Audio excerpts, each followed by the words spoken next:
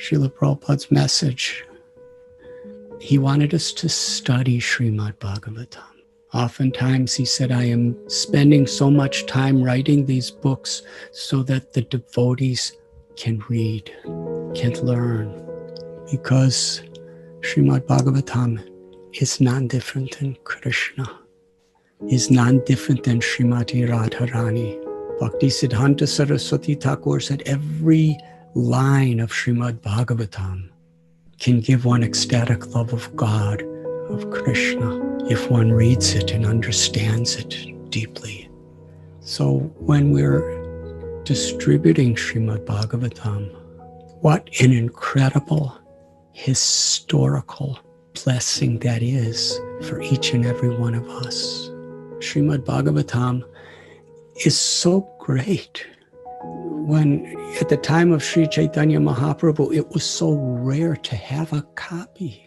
We read about Srinivasacharya. He wanted a copy of Srimad Bhagavatam so he could study under Gadadhar Pandit, because Gadadhar Pandit's was, the letters were washed away by the combined tears of himself and Sri Chaitanya Mahaprabhu as they would read it together. Lord Chaitanya would discuss Srimad Bhagavatam with Gadadhar Pandit at Tota Gopinath Temple for many hours every single day. Srinivasacharya, he went all the way back to Bengal to get somebody to make a copy by hand of Srimad Bhagavatam. It took months and months, perhaps a year, to get that copy, and how much he cherished it. And that same Srimad Bhagavatam, and even more with the commentaries of Srila Prabhupada and all of our Gaudiya Vaishnavacharyas, is given to us. But just because we can easily get it, we can order it online, or we can get it at a temple, a set of Srimad Bhagavatam, it doesn't make it less rare and less valuable than what Gadadhar Pandit and Lord Chaitanya was reading, or Srinivasacharya was traveling hundreds and hundreds, thousands of miles trying to get a copy. The same value, the same message, and even more, because it's enhanced by the commentaries of the divine, pure, ecstatic, eternal associates of Krishna in the form of our acharyas.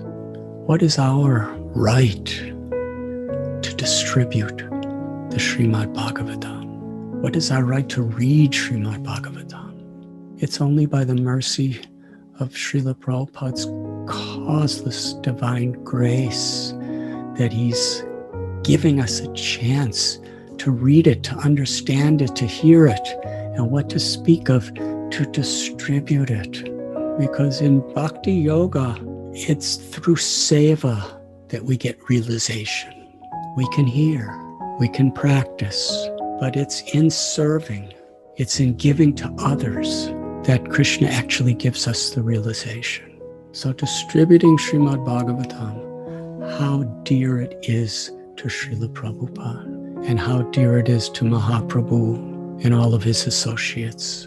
On the library party that was started by His Holiness Satsvarup Goswami Maharaj, and many of the most exalted devotees of ISKCON were on that library party.